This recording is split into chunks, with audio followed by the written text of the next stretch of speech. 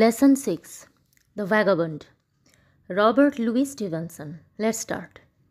Robert Louis Balfour Stevenson, 1850 to 1894, was a Scottish poet, novelist, essayist, and a travel writer.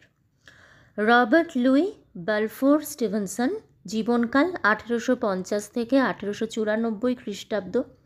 তিনি ছিলেন একজন Scottish মানে হচ্ছে স্কটল্যান্ডের বাসিন্দাকে স্কটিশ বলা হয়। তাহলে তিনি ছিলেন স্কটল্যান্ডের বাসিন্দা এবং তিনি একজন কবি, ঔপন্যাসিক, প্রাবন্ধিক এবং ভ্রমণ কাহিনীর লেখক ছিলেন। His famous works include Treasure Island, Kidnapped, and The Strange Case of Dr. Jekyll and Mr. Hyde.